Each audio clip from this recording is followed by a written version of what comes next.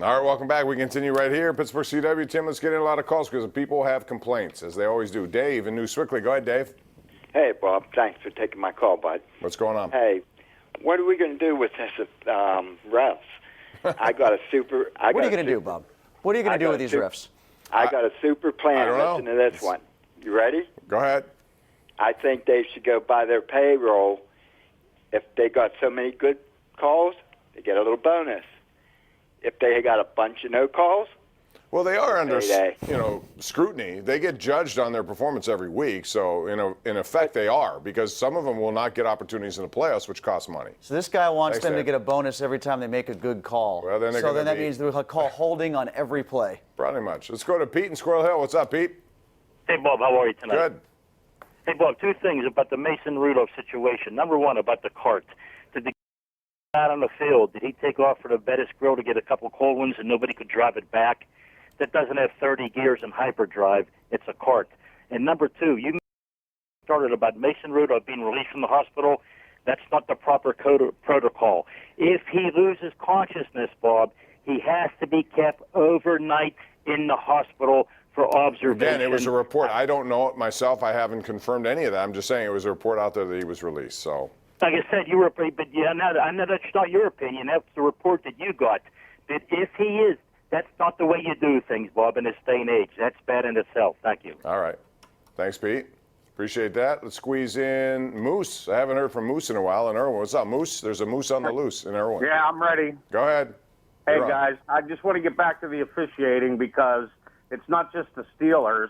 It was in the Dallas and Green Bay game. It's in all the games that you watch. You see really, really poor officiating. So it's not. What are you going to do with the officials, Tim? You asked me. What are you going to do? I don't know. This guy was asking you about it. I don't know. One thing that we didn't point out, two things we didn't point out, and actually Gene Steratore, Bob just found this tweet a few moments ago from him. Two things about that play, as Bob was going to bring up. Bob, I'll let you finish, but Lamar Jackson still had the ball in his hand. And if he goes down on his butt, there's no call. But they're inclined to call roughing the passer after he lets go of the ball, so he got rid of the ball, and then he got the penalty as a result. The other thing that I failed to point out was Marshall Yanda pushed Ola Adeniyi. That's part of the reason why he wound up as low as he did, and it still wasn't too low. Did you tweet that out yet? No, but that's exactly right. I don't know what he's supposed to do there. There is no other way for him to go other than do what he did. And can I ask a third question on that? Why is he in the game? Well, that's a good question. Why is he in the game? Did TJ get hurt and I missed it? I don't know. That was an important drive. It was. Tony in Rankin. Go ahead, Tony. Hey, Bob, Tim, thanks for taking my call. Yep. Yes, sir. One thing that is escaping everybody here is I think the Steelers gave a great effort on both sides of the ball. They played hard. A slow start, though. Those slow starts kill them. They were down 10-zip right off the bat. I think their coaching hurt them huge early on. Well, I agree 100% about the Tomlin call to defer the ball. I hated it.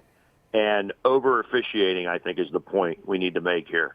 It's ridiculous. It's out of control. Something needs to be done. Thanks a lot. And I would also say, even if you get away from the one Adeniyi call there, 22 penalties, minus one, 20 penalties then would have been the case in this football game. And it's too many. The flow is terrible. For an intriguing, tense, hard-hitting divisional matchup with a lot on the line, the flow was dreadful today. Having said all that, we only have 30 seconds. They're 1-4, and they reside in a division that I could see teams really struggle. Like, I don't think Cleveland's going to be above 500 here in the next 3 weeks.